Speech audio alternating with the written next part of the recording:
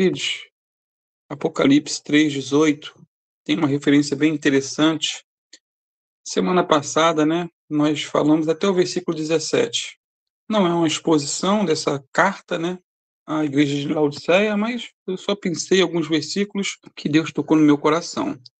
Semana passada falamos sobre 3 tipos de temperaturas, né, não sei quem lembra, o frio, o quente e o morno.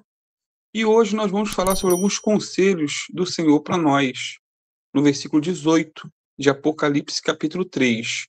E o texto diz assim: Eu te aconselho que compres de mim ouro refinado no fogo, para que te enriqueças, roupas brancas, para que te cubras e a vergonha da tua nudez não seja mostrada, e colírio, para que o apliques sobre os teus olhos e enxergues.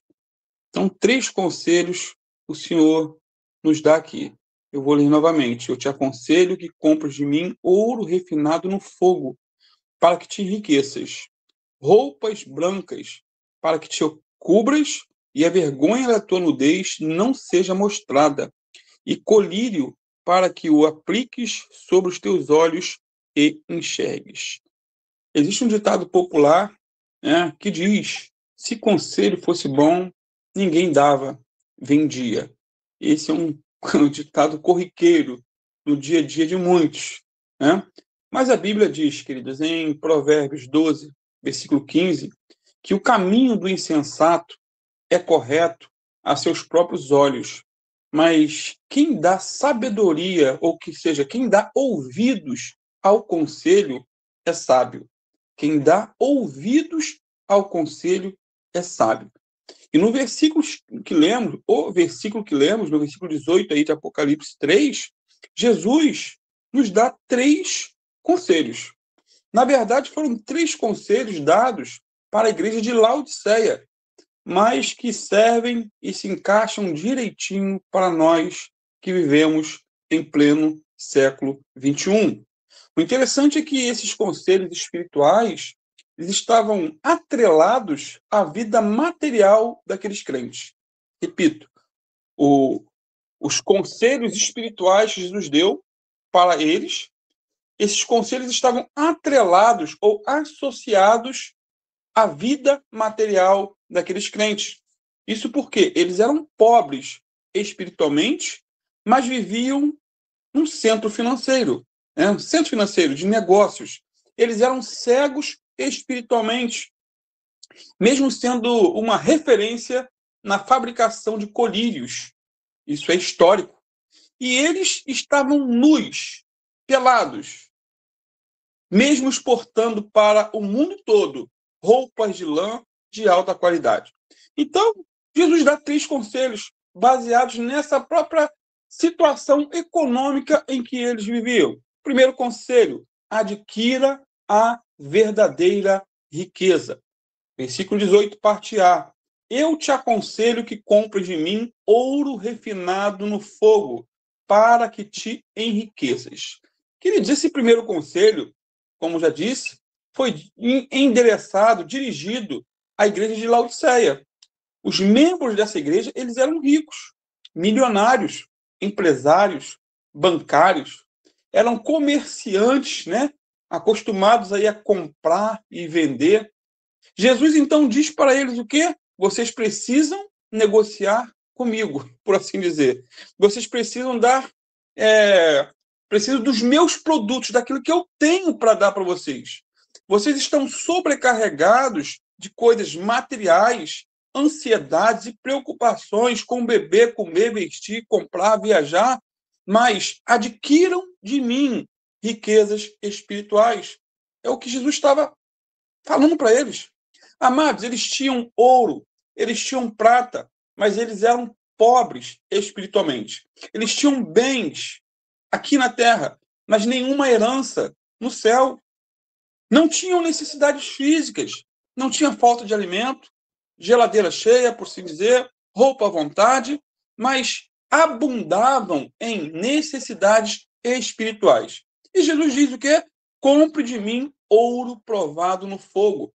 Amados, o ouro provado no fogo fala dessa preciosidade que só Jesus tem para dar. Ele diz: compres de mim. E essa compra não é literal, é óbvio, né? A linguagem aqui é metafórica. Até porque ninguém pode comprar com dinheiro riquezas espirituais. Elon Musk, né, com seus bilhões, ele não compra uma grama da graça de Deus. Só Jesus tem riquezas verdadeiras para dar àqueles que o buscam. Só Jesus. A graça de Deus, queridos, é uma riqueza. A graça de Deus é um tesouro inesgotável que o Senhor nos dá gratuitamente. Graça é presente, graça é favor, graça é misericórdia. Efésios 1:7 diz que temos a redenção pelo sangue de Cristo, temos a remissão das ofensas segundo as riquezas da sua graça. Olha o que o texto diz, riqueza da graça. Efésios 2, versículos 6 e 7 diz também que ele nos ressuscitou, ou seja, estávamos mortos em delitos e pecados. Eu quero crer que cada um que está ouvindo essa mensagem, né, estava realmente também morto e foi ressuscitado, como Paulo diz aqui, e nos ressuscitou juntamente com ele e nos fez assentar nos lugares celestiais em Cristo Jesus, para mostrar nos séculos vindouros as abundantes riquezas da sua graça pela sua benignidade para conosco em Cristo Jesus. Ou seja, o texto aqui fala de abundantes graças ou riquezas da graça de Deus. Amados, o que nos mantém de pé é a graça de Deus. O que nos permite acordar a cada manhã é a graça de Deus. O nosso acesso a um local de culto para adorar ao Senhor, na beleza da tua santidade, nos confraternizarmos com nossos irmãos, ouvirmos a pregação do Evangelho, tudo isso é graça de Deus, é favor. Graça é favor, é presente, é misericórdia. E Jesus tem riquezas verdadeiras para a nossa vida. Em Romanos 11:33, o apóstolo Paulo, né, ele se vislumbra e diz: ó profundidade das riquezas, tanto da sabedoria como da ciência de Deus, quão insondáveis são os seus juízos e quão inescrutáveis os seus caminhos. Então, queridos, a verdadeira riqueza que adquirimos, ela é espiritual e vem exclusivamente de Deus. Os crentes lá de Laodiceia, eles eram pobres espiritualmente, mas Jesus tinha ouro provado no fogo disponível para eles. E Jesus tem também ouro provado no fogo disponível para nós. E o ouro fala daquilo que é valioso, valioso. Ouro fala daquilo que é caro, custa muito. Esse ouro provado no fogo fala também de uma fé pura, de uma fé limpa, de uma fé sem misturas. E a fonte dessa fé genuína, queridos, é a eterna palavra de Deus. A única maneira de ter uma fé limpa, uma fé transparente e saudável, é através da preciosa palavra de Deus. Essa palavra, a Bíblia Sagrada, quando ela é lida debaixo de oração, né, debaixo de dependência de Deus, fome e sede de aprender, a nossa fé ela se torna robusta, sem misturas, sem ideologias, sem conceitos humanos. Nós não somos enganados. O homem pode te enganar. Um pastor pode te enganar, não deve, mas pode. Mas Jesus não nos engana. A palavra de Deus não nos engana. O Salmo 119, versículo 9 e 10 diz assim: o temor do Senhor é limpo e permanece eternamente. Os juízos do Senhor são verdadeiros e justos juntamente. Mais desejáveis são do que o ouro, sim, do que muito ouro fino, e mais doces do que o mel e o licor dos favos. Amados, o rei Davi, ele era rico, tinha ouro em abundância, mas reconhecia que a palavra de Deus era muito mais preciosa do que o ouro fino, do que o ouro provado no fogo, refinado. Amados, só Cristo pode nos dar riqueza verdadeira. Só Jesus pode nos dar entendimento espiritual para conhecermos a sua palavra. que é um tesouro, um bem valioso que nós temos. O Salmo 119, versículo 72 diz: melhor é para mim a lei da tua boca do que milhares de ouro ou prata. Olha o que o salmista diz. A palavra de Deus para ele era melhor do que ouro e prata.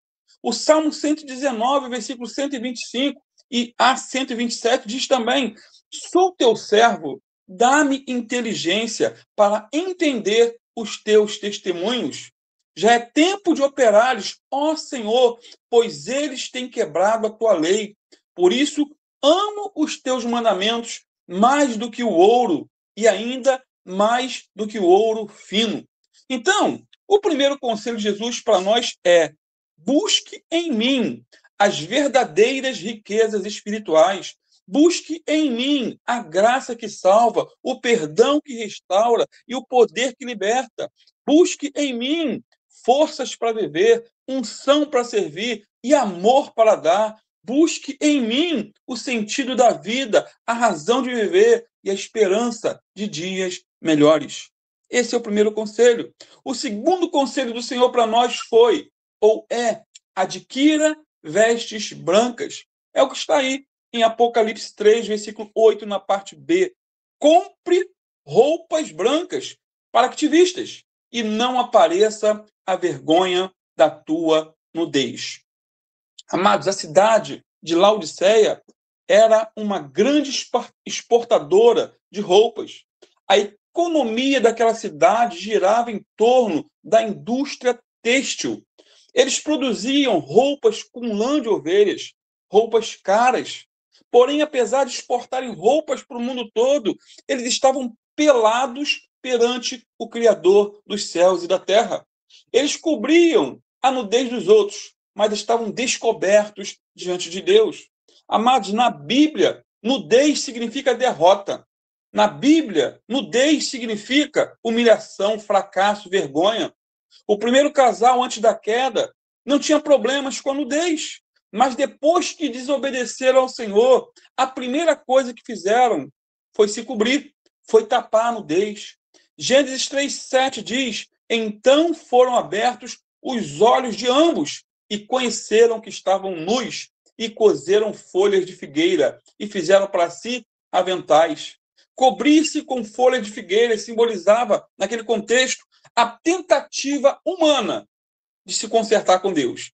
Simboliza também depender de obras humanas para alcançar o perdão e a salvação de Deus. Talvez esse fosse aí um dos problemas também da igreja de Laodiceia. Eles deviam fazer o bem, ajudar o próximo, contribuir financeiramente com a igreja, viver de maneira honesta, tudo isso com o objetivo de ganharem a salvação, de conquistarem o grande prêmio.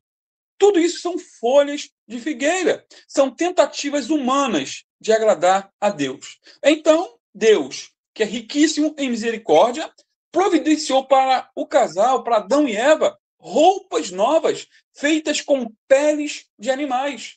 É o que Gênesis 3:21 diz. E fez o Senhor Deus a Adão e a sua mulher túnicas de peles, e os vestiu. Essa é a primeira vez que sangue é derramado na Bíblia. Alguém, ou melhor, um animal, teve que morrer para cobrir a nudez do primeiro casal. Um inocente foi morto para cobrir a nudez dos culpados. Queridos, isso me leva para a cruz. Ali na cruz, vemos um inocente, Jesus, morrendo no lugar dos culpados, que somos nós. Na cruz, eu vejo o justo se entregando no lugar dos injustos. Na cruz, eu vejo Jesus nu, morrendo para cobrir a nudez daqueles que estavam nus. Amados, quando verdadeiramente cremos em Cristo como Senhor e Salvador pessoal, quando cremos que Ele morreu a morte que era nossa, quando cremos que Ele, mesmo sendo justo, perfeito e inculpável, morreu em nosso lugar e por nossa causa, quando nos arrependemos de coração do pecado que levou o Filho de Deus a uma morte tão cruel, tão vergonhosa e tão dolorosa, então, e só então, adquirimos vestes brancas, vestes de justiça, vestes limpas, que cobrem de vez a nossa nudez. Até porque só aquele que se esconde em Jesus e em nenhum outro, esse sim tem a vida eterna e andará com ele de branco por toda a eternidade. O terceiro e último conselho do Senhor foi: adquira colírio para seus olhos. É o que está em Apocalipse 3:18, parte C. E que unjas os teus olhos com colírio, para que vejas. Queridos, havia em Laodiceia uma escola de medicina que tratava dos ouvidos e dos olhos. Mas a especialização era na oftalmologia. Eles fabricavam um colírio ali que era exportado para todo mundo. Era um colírio bastante caro, bem caro. Porém, apesar deles se especializarem em curar os olhos do mundo, estavam cegos para com Deus. Eles cuidavam dos doentes do corpo, mas estavam doentes da alma. Eles curavam a cegueira física, mas somente Jesus pode curar os olhos dos que são cegos espiritualmente. Jesus é especialista em curar os olhos de quem pensa ver, mas que é cego. Queridos, o pior cego é aquele que, mesmo vendo, não enxerga. A pior cegueira que existe não é a cegueira física, mas a cegueira espiritual. Paulo de Tarso, por exemplo, ele pensava que enxergava, pensava que tinha uma boa visão, que era muito espiritual. Ele perseguia a igreja de Cristo, pensando que com isso estava agradando a Deus. Mas um dia Jesus se revelou para ele na estrada de Damasco. Ele viu uma grande luz, ficou cego literalmente, mas quando ele foi restaurado da sua visão física, a visão espiritual também foi curada. Ele reconheceu o quão cego era ao perseguir o povo de Deus. Era isso que os crentes de Laodiceia precisavam. Eles necessitavam de um encontro verdadeiro com Jesus, aquele que sabe como restaurar a visão espiritual do ser humano. Eles precisavam se enxergar como Cristo os enxergava. Eles se olhavam no espelho, né, e diziam: sou rico, estou enriquecido e de nada tenho falta. Mas Jesus os enxergava como realmente eles eram. Eles eram o quê? Desgraçados, miseráveis, pobres, cegos e nus. Apocalipse 3:17. Um versículo antes do que nós estamos meditando hoje. Queridos, eu penso que essa é uma boa oração a se fazer. Essa é uma boa oração a se fazer. Deus, tem misericórdia de mim, que sou desgraçado, miserável, pobre, cego e nu. Talvez, e eu te respeito, você não concorde com esse tipo de oração, né? Não concorde. Isso porque talvez você seja muito mais santo do que eu. Talvez ore mais e jejue mais do que eu. Talvez você viva muito mais perto de Deus do que eu. E talvez você nem ache adequado, né, um cristão orar assim. Afinal de contas, né, não somos salvos pela graça? Como podemos afirmar, então, que somos desgraçados? Hã? A misericórdia não nos alcançou? Não fomos alcançados pela misericórdia? Como podemos então afirmar que somos miseráveis? Se Jesus nos deu riqueza espirituais, como podemos dizer que somos pobres? E se Jesus restaurou nossa visão espiritual, como podemos dizer em oração que somos cegos? E por fim, se Jesus morreu pelado para tapar nossa nudez, como podemos dizer que somos ou estamos nus? Amados, eu acho que no Novo Testamento não existe ninguém mais santo, inteligente e cheio do Espírito Santo do que o apóstolo Paulo, a não ser, é claro, nosso Senhor e Salvador Jesus Cristo. Paulo foi um desbravador, um incansável, um apóstolo, um pastor, um mestre, conselheiro, amigo. Paulo reunia em si tanto a sabedoria na palavra como a unção do Espírito. Ele tinha experiências profundas com Deus e batalhas intermináveis com Satanás. Paulo foi ao terceiro céu, muitas vezes foi orientado por anjos, foi usado para ressuscitar mortos, viu muitos doentes serem curados por seu intermédio, mas quando vemos algumas afirmações pessoais desse gigante da fé, pensamos até que seja a declaração de um homem mundano, né? Olha o que ele diz, por exemplo, em Romanos 7:24. Miserável homem que sou, quem me livrará do corpo dessa morte? E o que ele disse também em 1 Coríntios, ou 1 Timóteo 1:12-16, também é por demais interessante. Eu dou graças a Deus que me tem confortado a Cristo Jesus, nosso, porque me teve por fiel pondo no ministério. A mim que dantes fui blasfemo, perseguidor e injurioso, mas alcancei misericórdia porque eu fiz ignorantemente, na incredulidade. E a graça de nosso Senhor superabundou com a fé e amor que há em Cristo Jesus. Esta é uma palavra fiel e digna de toda aceitação, que Cristo Jesus veio ao mundo para salvar os pecadores, dos quais eu sou o principal. Mas por isso alcancei misericórdia, para que em mim, que sou o principal, Jesus Cristo mostrasse toda a sua longanimidade, para exemplo dos que haviam de crer nele para a vida eterna. Paulo podia dizer que ele era um miserável e principal dos pecadores, porque tinha sido curado dos olhos por Jesus. Quando Jesus abre os nossos olhos, queridos, para enxergarmos a nós mesmos, para vermos as nossas próprias faltas, pecados e mazelas, aí sim estamos progredindo espiritualmente. Estamos avançando. Mas quando temos uma imagem muito positiva de nós, é porque estamos regredindo. Concluindo, podemos dizer que o ouro que Jesus tem para nós são as riquezas dos céus. A roupa que ele quer nos cobrir são as vestes de justiça e santidade. E o colírio que ele tem a nos oferecer abre os nossos olhos, o nosso entendimento, para enxergarmos quem realmente somos.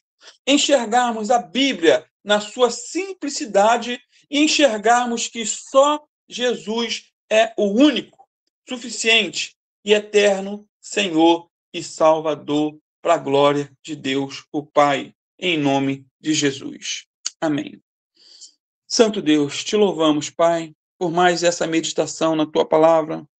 Senhor, que o Senhor venha nos confrontar, que o Senhor venha nos humilhar e nos mostrar, Pai, o quão falhos somos, nos fazer enxergar realmente, Senhor, a nossa miséria, para que possamos buscar a tua face, buscar de ti colírio para os nossos olhos, buscar de ti riquezas espirituais, buscar de ti, Senhor, roupa para cobrir a nossa nudez.